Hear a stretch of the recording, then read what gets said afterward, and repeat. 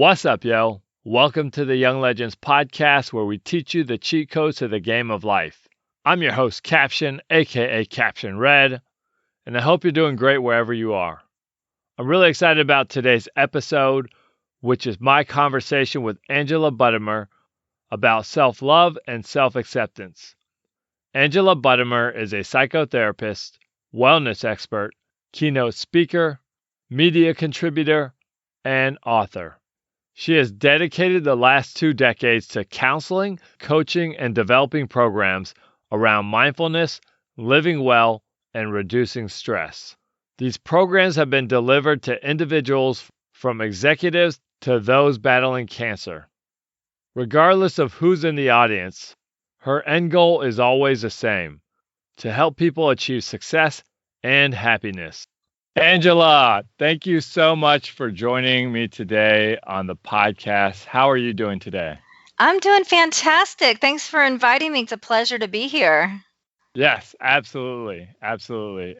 All right. Well, I am really excited about this interview. I've been watching all of your videos and just gleaning from all your wisdom and just, really excited about this conversation and just the nuggets of wisdom that you're going to share. So the way I like to start my podcast is I like to ask my guests to tell a funny story, a cool story, just a story from your life that, you just enjoy sharing and people like to hear.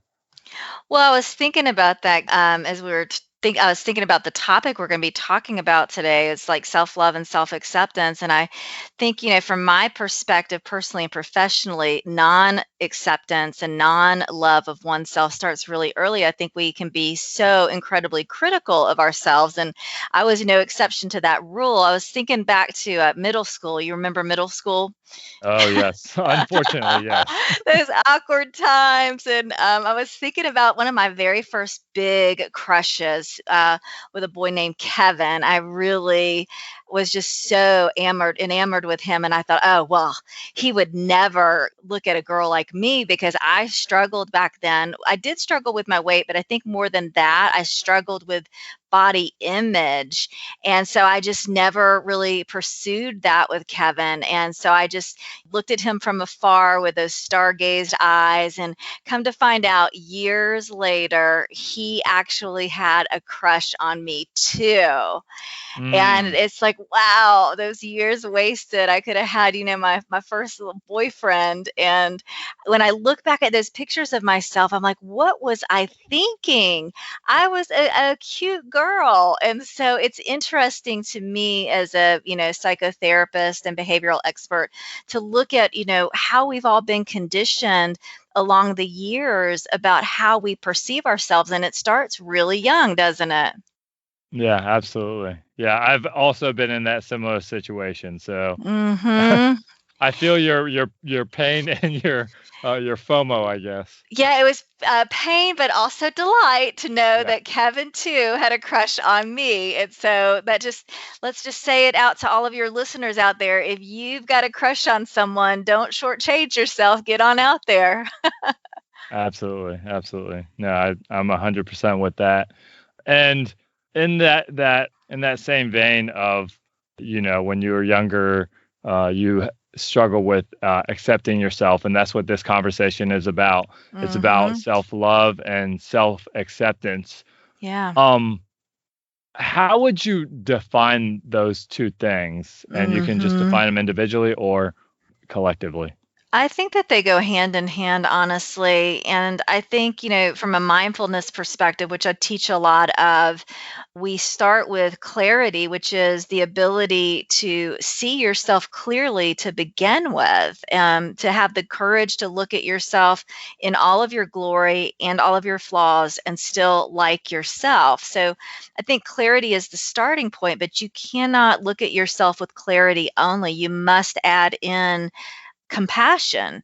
As you're taking a look at yourself, you have to have compassion for yourself, to be gentle. And what I find in my work is that a lot of people are so incredibly harsh and critical of themselves. They have those inner gremlins that really just do them such a disservice. Yeah, absolutely. Yeah, that's a real thing. It's definitely something I've struggled with. And so as we get into this conversation and the videos of you that I've seen on, Fox 5 Atlanta and just the Mhm. individual videos that you make, let's get into this conversation about self-talk.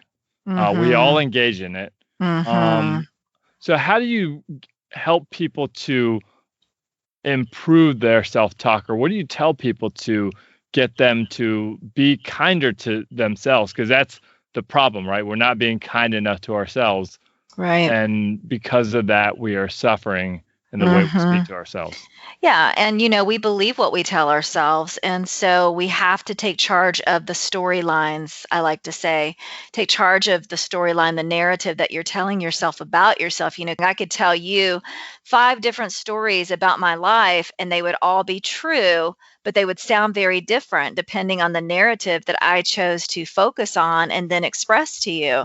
And so we have to take charge of our focus and the storylines that we're telling ourselves about ourselves and to tell a more positive story. And it takes discipline because if you've had years of conditioning of telling yourself a negative story, it's a hard habit to break. So you really have to put your hands on the steering wheel of your focus and say, no, not today, internal gremlins.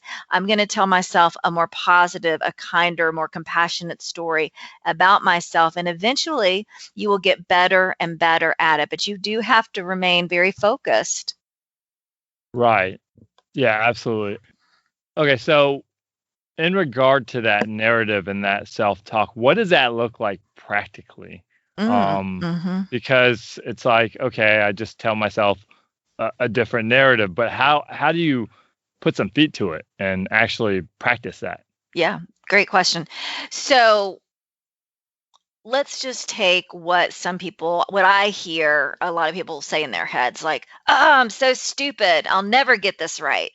You can start like right there with some of those places that you go to habitually in your brain. Perhaps you don't even speak it out loud, maybe you do, and you stop yourself right on the dime and you say, no, I'm not going to say this to myself again. And you reframe it. And so you might say, I made a mistake. I'll get it better next time. I'm improving.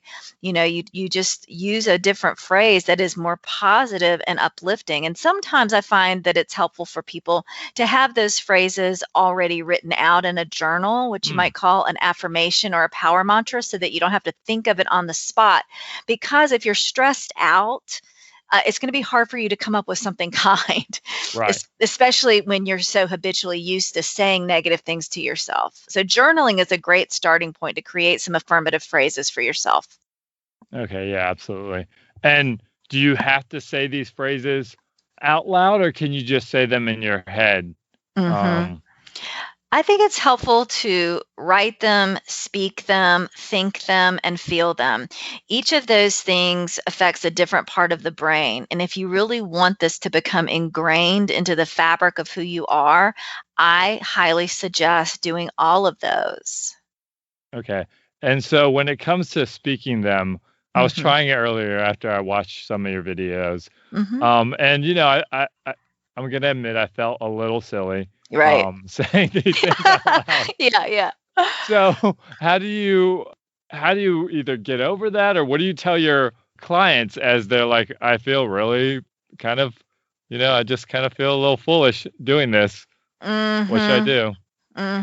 Yes, I've had so many clients feel that way. I mean, I work with a lot of executives in the C-suite and corporations, and this Mhm. definitely seems a little silly to them. And you would think that people who are so accomplished and so bright don't have these issues, but they do. They're human beings just like the rest of us, and we're all struggling along this continuum. And so I think the least threatening thing to do is to write it. And Mm, then the next step is to think it in your mind and to feel it. What does it feel like? If this positive statement is true, what does that feel like in my heart? And then, obviously the next step then would be to speak it and just to say it out loud. And I give people extra points by their name if they will do it in the mirror, which is really awkward. yes. Really awkward, but so incredibly empowering after a while. And you get over the whole idea that this is stupid or silly or foolish. Mm. Okay. Yeah, absolutely. Yeah, I figure the first few times it feels really weird, and then as time goes Mhm. on, it's a lot better. So, A lot better. Mhm. okay. So, when it comes to the way that we've been programmed, besides the journaling and speaking out loud, Mhm. um, in your videos, you talk a lot about how we've been programmed, right? Mhm. And Yes. so, and we all have been programmed, and it's, in a lot of ways, unfortunate. I guess my question is, how does a person undo this negativity and Mhm. undo the way that their mind has been programmed? Well, the first point is to begin with awareness, to just understand that you've been receiving messages since you were really little. And when you receive messages from sometimes well-meaning parents who want to see you do well in the world, but it comes across as critical, it goes right into the reptilian part of the brain, which has no defense mechanism. And so as a child, we take it in as truth. And that could come from parents, peers, teachers, coaches, and so just to be aware that, oh, yeah, I received a lot of messaging growing up that could still be at work in my life now. So the first point is awareness. And then the next piece is to begin to do the due diligence that it takes to kind of bring that to the light so that it can be released and transformed. So, starting with awareness, recognizing what was said to you, how you might be carrying on some of those negative messages, and begin to rework them, like we were just talking about. Right, absolutely. And in regards to those messages, what happens when you have someone currently in your life reinforcing those negative messages and you can't really get away from that person because of the circumstance? Mm, um I think that's the hardest part, right? If it's someone that you're friends with and mhm, you don't want to hang out with them anymore, then that's fine. But in a situation of, relational, whether it's your boss or a family member or mhm. someone you can't avoid, what would you tell someone who's in that situation? Well, the first thing I would double check them on is, can you actually avoid them? I mean, what choices are you making to stay in that relationship, and is it worth it? So some people say, "Oh, well, it's, my auntie. I couldn't possibly, distance myself from her." But if she Mhm. is destructive, then it's probably necessary to do that. Or if it's your boss, you may want to think about looking for another job because, who we surround ourselves with has a huge impact on our psyche, our well-being, and our performance. And it's really just not worth it to be around somebody who is negative or destructive in our immediate midst. Right, absolutely. The other thing I Yeah. wanna add to that is one of the things I work with clients is to kind of right size situations. So sometimes we've amplified the workplace to be 80% of our life, or we're Hmm. so overly involved with the family that it's like taking up 90% of our life. And if you can right size it while also adding in positive components to fill up the rest of that space, sometimes that can go a long way of those negatives not having as much of an impact. Right, yeah, absolutely. You Mhm. can make a mountain out of a molehill, and you can ruminate on things that happened at work hours ago or at school 6, 7 hours ago, and it's like, all right, yeah, that did happen, but you know, you, Mhm. you're not there anymore, so stop thinking Exactly. about it. That's Yeah, exactly right. We have a tendency to rehearse or anticipate the negatives in life, and it's an illusion that somehow we're gonna gain control when we do that, but actually we're just battering ourselves. yeah, absolutely. So when it comes to something that you said in one of your videos, I really liked it, and I love the phrase of our thoughts. And you said, "Don't believe everything you think," Mm. um, Mhm. and just to observe your thoughts and not internalize them. How do you do that? Because I Mhm. kind of, to some degree, have done studying on this, but I'm by no means an expert. So, Mhm. how could you ask people to, or help people to step outside themselves and actually do that?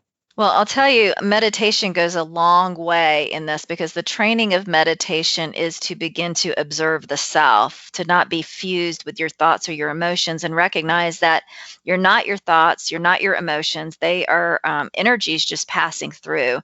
And meditation really helps train the brain to become an observer so that you stay more in the driver's seat, more in control of various thoughts and emotions that are going to come through. They are fluctuations in consciousness, and that's a part of our humanity.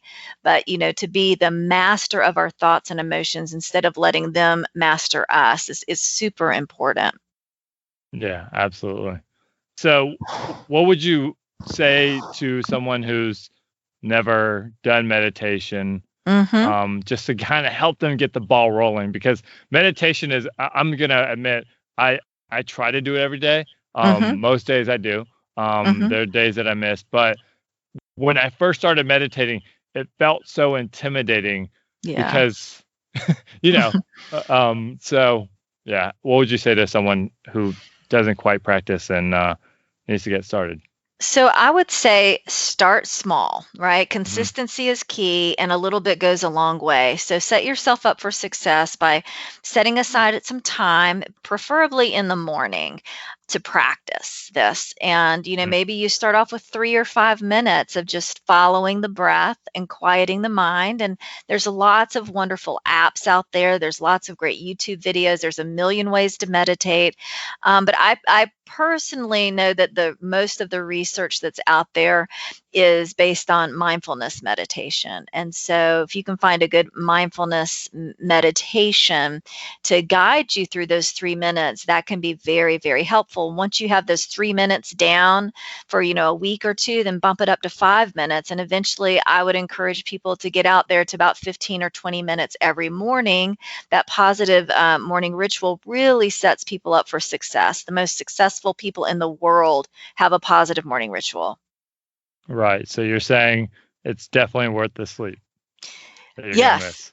Yes. Oh, yes. Well, you think about 3 minutes or 5 minutes, you have time to do that. And one of the things you can do, there's a research coming out of Stanford by Dr. BJ Fogg Hmm. who talks about tiny habits. You could be doing your 3 minute, 5 minute meditation while your coffee is brewing, Sure. right? Just sit down and pair it with something that you're already doing. Yeah, absolutely. Mm. I've been doing some of it on my drive, so eyes open, of course. So I was gonna say, wait, what now? That's that's dangerous. I can't be a party to that. yeah, no. I just let I let the my inner spirit guide the wheel. No, I'm just kidding. I'm totally kidding. That's funny. Yeah. Yeah, I mean, I do encourage you to be able to sit down somewhere in your home, and it's best if you can do it same place, same time, and if you can ritualize your meditation, like lighting a candle or some incense, Hmm. um, that kind of thing can really help you get grounded in the practice. Right, absolutely. Um, and in regards to, meditation is a great thing to help you step outside of yourself and Mhm. observe your thoughts. Mhm. But like one of the things that I was kind of wondering in this whole conversation of loving yourself is Mhm. this whole idea of yes, self acceptance is important, Mhm. but self improvement is also very important. Mhm. Agree. And so how do you balance that? Because it kind of comes off as like if you love yourself, you're just accepting yourself. But then if you accept yourself, you're not improving yourself. And like, we all need to improve and we all could be doing better. Mhm. And so like So yeah, mhm. that's our Well, it's a great question. I love the question, and I get approached with that question a lot by hmm clients, and so I think self-love is misunderstood. People mistake it for resignation, and that's really not the path of human potential, which I'm so passionate about, and I think you are too. hmm But what we know from the research is that criticism actually sabotages forward movement. So to practice that I love myself exactly as I am and I'm eager for more. You can actually hold both. They Hmm. can coexist. I love myself exactly as I am, and more I am improving. So it's really both and. But that critical voice that a lot of us have been conditioned, like no pain, no gain, Hmm. that actually sabotages your success. It does not help. Right. Absolutely. And Mm-hmm. so, in that same, I guess, general vein, I like this quote a lot, and I think you would agree with it, which is comparison is the thief of joy. I may have seen it Mm, on your Instagram or something yeah, of that nature on there, right? So, absolutely. so I agree, yes, but also comparison helps us to know what we're good at and what we're not good at. And so, how do you temper the two where, if let's say, for example, I wanted to become a, um, I don't know, professional billiards player. Not that I do, but let's say I did. And then it would only be in playing and actually seeing if there's a future in it for me. And I would have to compare in order to do so.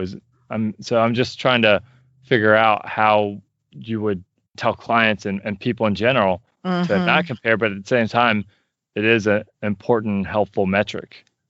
Yeah, so comparison, it could be semantics, it could be the languaging, but generally what I find is that when people are comparing themselves to others, they end up feeling defeated and less than. I mean, we have a real trance of unworthiness going on in our country specifically, and the upticking in social media Hmm. doesn't help because people are comparing their insides with other people's outsides, and Right.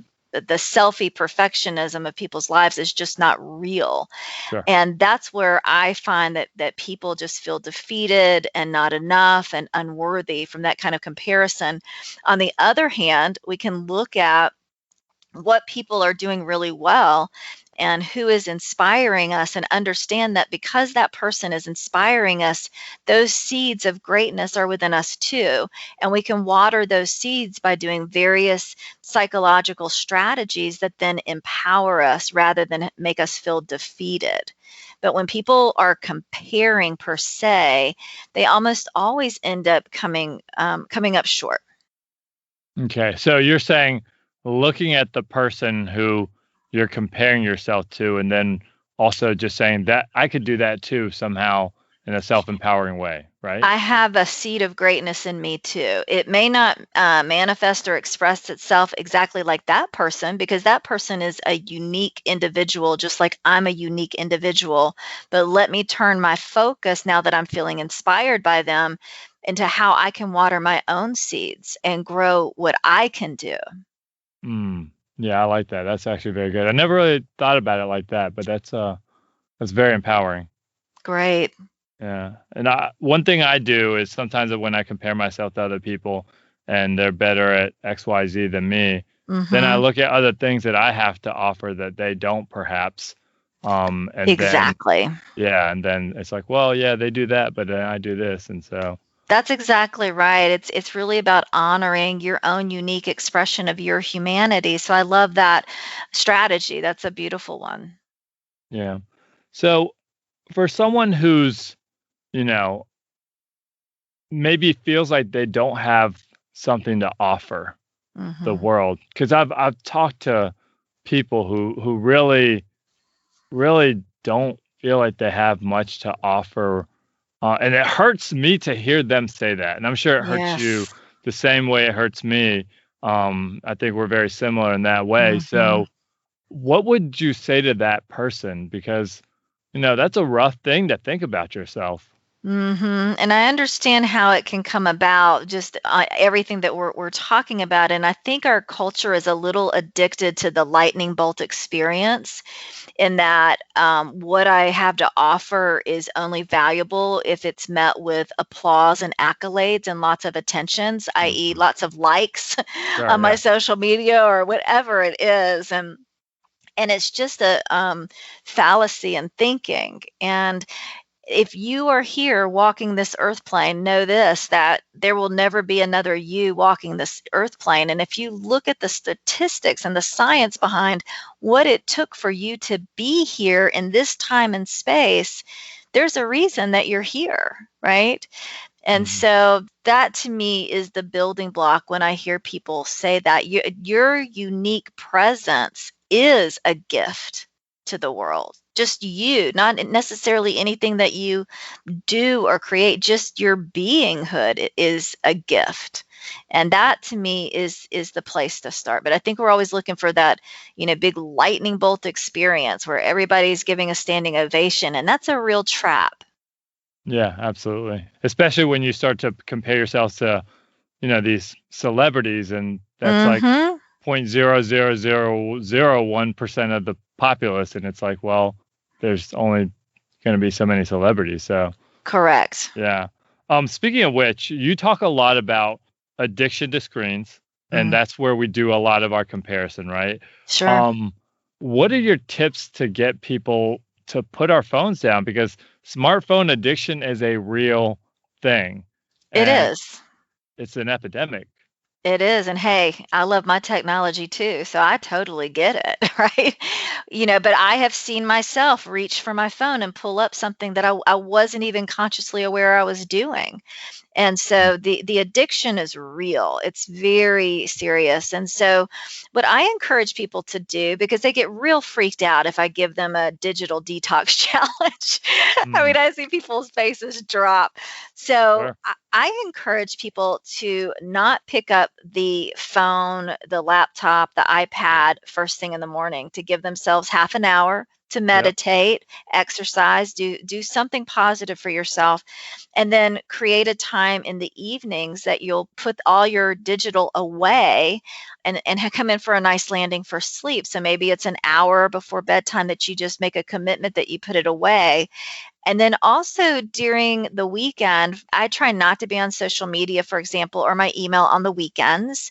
Mhm. The weekends may not work for everyone. It may be something else. And then I also encourage people to just check their emails and their social media pages, like maybe at 9 a.m., 12 p.m., and 5 p.m., but not to be Mm, scrolling mindlessly all day, that you're really deliberate in how you're engaging your technology. yeah, that's great. 9, 12, and 5. I'm gonna try that tomorrow and see how it goes. Oh, That's good. great. Let me know how it goes. Absolutely, I will. Definitely, definitely. So, with all of this, we've talked about things of, feeling important and looking at other people to get, looking at other people who are getting that lightning bolt experience. All of this ties into our desire to feel good about ourselves and to feel important. Mhm. And so, uh, how does someone, and not that we'll ever overcome the need for approval, Mm, but it's a real thing. There are multi-millionaires and multi-billionaires that still struggle with this, and it's yes. just part of the human condition. So, Mhm. what would you tell somebody who is struggling with that and also not getting that approval that they want? So I would tell people to, let's see, Lao Tzu said, the master resides in her own sacred circle. To learn to reside in your own sacred circle and stop leaning outside of your own sacred space for approval or engagement. The whole FOMO thing is real as well, and it's like spending time with yourself and liking the company that you keep. Practicing that is really where I would encourage people to start. Not pick up the phone, don't send the email, don't binge watch Netflix. Instead, sit with yourself, be with yourself, take a walk in nature. Those are the kinds of things that can help you begin to befriend yourself more and more, where you begin to have the ability to self-contain and self-soothe, and you're not looking to externals for gratification, because it is a setup. Yeah, absolutely. And in that same vein, you're talking about spending time with yourself and I guess enjoying time with yourself. Um, Mhm. what are your practical tips on how to be kind to yourself and how to practice self-love and acceptance.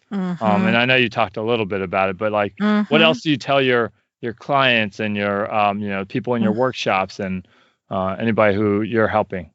Well, and again, I go back to, consistency is key and a little bit goes a long way. And so I encourage people to wake up in the morning and ask themselves, what does self love and self acceptance look like for me today? It could mean a kinder self talk, and that could be starting with the journaling. It could be putting a moratorium on comparison of others through social media, especially, but even in the workplace and other places. And then, really thinking about setting good boundaries with those around you, especially those toxic people that we were talking about earlier. Sometimes it might mean, changing your mind. Maybe you made a commitment to someone out of a place of people pleasing or some other agenda that really isn't connected to your highest and greatest good. And maybe you need to change your decision. So, boundaries and choices are another way to continue to support yourself in loving and accepting yourself, and that is you becoming your own best ally and advocate. Yeah, absolutely. Yeah, boundaries are so important when Mhm. interacting with other people. And, you talked about toxic people. And I Mhm. know in your videos, you talk about being mindful of what you let into your mind. And so Mhm. I think that's important to have a blockage of the negative, right? But also, is there any like media or books or things that you recommend people to actually ingest to help themselves with this whole idea of or this whole practice of self-acceptance and self-love? Well, we have just a whole host of positive media out there. I mean, you do have to search for it. But I will tell you, us human beings, I mean, we can take anything and make it a negative. So I even see people who get on the mindfulness path or a spiritual path, and then they use that to say, well, I'm not doing enough, I should be further along. I mean, we can take anything that's really positive and turn it on its head if Mm, we don't take charge of our own thoughts and emotions and focus. So there's a ton of wonderful things out there, but I would say that anything that is good, when it is overdone, can become a liability. sure, absolutely. No, I Mm. 100% agree with you. Mhm. Um, and so in your okay, I'm gonna admit there's something that I saw on your website, I believe, Mhm. that stuck out to me that I felt like that's what everybody wants, which was to feel better fast. Um, Mm. and okay, so besides meditation, is there anything else that you would recommend to help people like in that moment of feeling better fast? There's so much that we can do to feel better fast. And again, I'm gonna go back to my phrase: consistency is key, and a little bit goes a long way. So we can feel better fast just with our breath, for example. Hmm. What are you doing with your breath right here in this moment? A lot of times people are holding their breath or breathing really shallowly into the body, which creates an immediate stress response. The brain doesn't function well, the body doesn't feel well.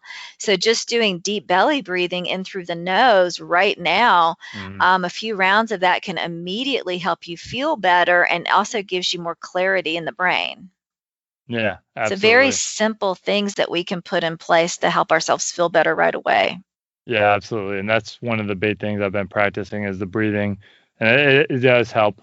There are times where I come home and I've been frustrated and wanted to break a thing or two, Yeah, perhaps. yeah. And that's what I've been doing. So, The other thing I um, would add is, working with the body, we've accumulated so much stress through our days. Even if we've had a fairly good day, there's still stress. We're picking up on things. We feel pressured as adults, and the body holds these tension patterns. And something you can do right on the moment is to check your body head to toe and begin to systematically relax it, all those tense muscles, and loosen the body, because we have more neuroreceptors in our body than in our skull brain. And so the body's informing the brain about how the self thinks it's doing in this time and space.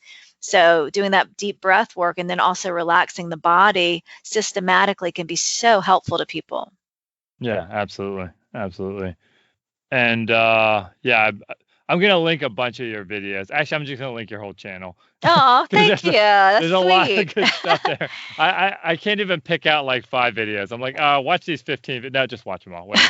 Um, but Thank you. yeah, absolutely, my pleasure.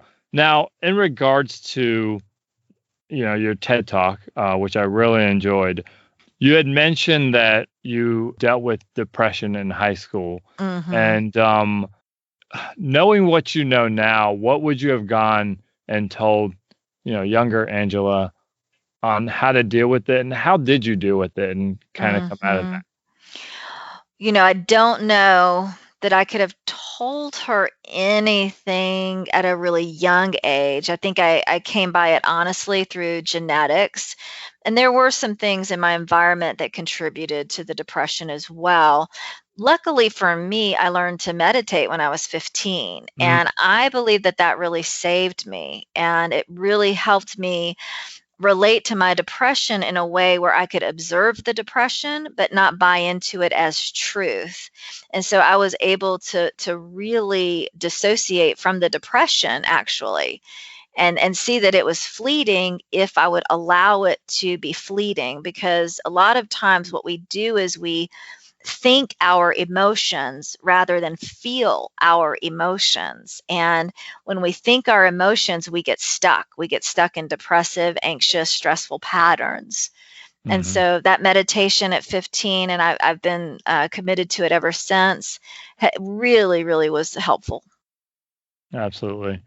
And can you explain the difference between thinking and feeling the emotions as far Hmm. as that goes? Yeah, so a lot of times we'll have an emotion and we'll immediately pop up into the thoughts and try to explain the emotion, rationalize it, defend it, figure it out so that we can try to control it.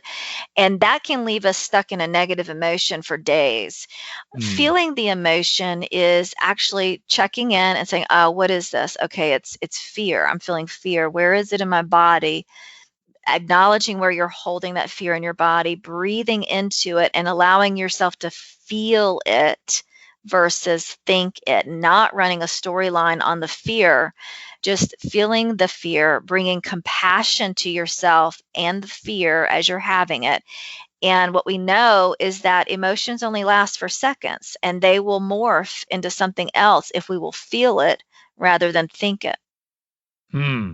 Okay. Yeah, that's good. I'm gonna have to start practicing more of that too as well. So. It's so helpful. Otherwise, these emotions will run us, right? And then we are Hmm. completely out of control and we don't feel well. Yeah, absolutely, absolutely. Um, all right. We're running, out of time as far as timing goes. Mhm. Um, is there anything else that you really just want to just communicate to people listening as far as this, just how to make your life better? How do you have your Mhm. path to your best self? Mhm. Yeah. So in mindfulness, we say you cannot pour from an empty cup. You have to fuel yourself up first, and that has got to be your priority Mm, every single day. And people will say, "Oh, well, Angela, you're teaching selfishness, right? That's selfish." But all else flows from your well-being. And so mhm. invest in your well-being every single day as a priority and let everything else take a back seat to that. Okay. Yeah, absolutely. And as we invest in ourselves, I don't mean to play devil's advocate, but Mhm. how do you know when you're being selfish? And because you said earlier, too much of a good thing is Mhm. also a problem. So how do you gauge that? And because sometimes I've done things that I was like, oh, now I'm being selfish, but then it sabotaged not just me, but everybody that I was trying to help. And I'm just like, oh gosh, all I was trying to do was be a good friend. And now Right. we've, now we're all, worse off. Well, what I've seen over the course of my work for over 2 decades is it's a very small percentage of people that really overdoes being selfish, and I feel like selfish has gotten a bad rap. That we're supposed to be, socially oriented, other oriented first and foremost. But what happens, and I've seen this time and time again, is that really good people give and give and give until they give out. And martyrdom is a thankless job. And Mm-hmm. so you will find that if you invest in yourself first with that wellspring of self-love and self-acceptance, and whatever that means each and every day, you will be a better boss, a better employee, a better spouse, a better partner, a better parent. You'll be better in everything that you do. And that's what you have to remember when you're making your well-being a priority. Yeah, absolutely. And yes, self-care is my last episode is actually about self-care. And yeah, Beautiful. that's a real thing. By the way, do you have any tips on self-care that you really like to share that are super helpful? Well, I just think that self-care is unique to you. Other people may find things that work for them. You have to explore, do the research yourself as to whether this feels like self-care or not. For some people, exercise feels like self-care, and other people, that does not feel like self-care to them, Right. right? And so we can't let other people dictate our self-care. We are the CEO of our lives, and so we have to take the head seat at the table and really investigate what does self-care look like. And it changes during different seasons of our lives, and it changes day to day. So I really encourage people to create a buffet of what self-care looks like, so that they can pick and choose each and every day and be very intentional about it on a daily basis. Yes, absolutely. Absolutely. I like the buffet metaphor. Yeah. I'll go back for seconds. Why not? Why not? Yeah, that's great. All right. Well, we're almost out of time. What I would like to do is I do this thing called freestyle rapping. Mhm. I would like to freestyle wrap up this interview, and then we'll call it a day. Oh, cool. All right. Here we go. All right. Yo, I'm talking about self-love, a whole bunch of hugs, how you embrace yourself, how you face yourself up in the mirror, say words of affirmation. Yo, I'm saying a thing that you gotta write on down, put it in your brain. Really, you refrain from talking bad to yourself. That's what you gotta do when you just talk to you. Say good things, nothing but kindness, a whole bunch of reminders. That's what we need. We need seeds that just grow up in our mind, deprogram. That's what we got to do. A lot of bad things maybe been spoken, but we need to come through, and we need to just open our minds and let go of those bad things, and then we could sprout. No freaking doubt. I got to freaking shout. Yo, I'm just saying a whole bunch of meditation. What we need, waiting, breathing in and breathing out. That's what we got to do. That's what I'm saying. It's worth the sleep. Do it every day of the week for 3 minutes, maybe 5. That's how you survive. That's how you thrive. That's how you come through and just go higher. Love yourself. That's what you gotta do. Just straight all the time. And that's what I say. Come through and rhyme. Yo, I don't take this seed of greatness away from myself. I put it inside. And that's what I say. I ritualize. Basically what I'm saying. No criticism. Invest in yourself. You're the CEO. So basically you know where to go with your self-care. Get that help here. That's what I'm saying when I come through flowing, spit a freestyle. Yo, I got work though. It's a sacred circle that you are inside. And that's how you build up all your pride. You come through and love yourself. And that's what I say is good for your health. Angela come through, gave you the knowledge. And that's what I say. It is quite polished. How you gonna do and make yourself right. And that's what I say when I drop the mic. Woo! That was right. Wonderful. Man, that was so cool. Look at you. Thank you very much. That was all such good information. I was like, man, I'm sure I'm gonna miss a lot of stuff. Oh man, you really captured it. That was fantastic. Thank you so much. Angela, it's been a honor and a pleasure to connect with you. And you have a lot of important work that you're doing. I mentioned in the bio that you work with cancer patients and you help, CEOs and people of all walks of life. How can people connect with you on line, although not for too long because Right. don't just mindlessly scroll everything, but how can they connect with you online, website, social media, the whole nine? Sure, yeah. Thank you. My website is pathtobestself.com, and I'm on all the social media platforms out there under Angela Buttimer. Absolutely. And I'll make sure to tag all that in the show notes so people can come find you easily. Oh, Um, good. Angela, thank you so much for the conversation. I am so grateful for this. I am going to practice a number of things, and you will be hearing from me. Oh, Uh, good. yeah, absolutely. Well, thank you so much for having me. I really enjoyed hanging out and chatting with you tonight. Absolutely. My pleasure. All right. Take care. Take care. All right. So that's it. I hope you enjoyed the episode, and I hope you'll put what you've learned into practice. If you're enjoying this podcast, don't forget to hit subscribe.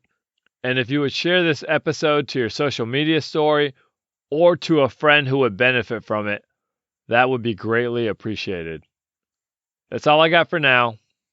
Stay safe out there, practice self love, and until next time, peace.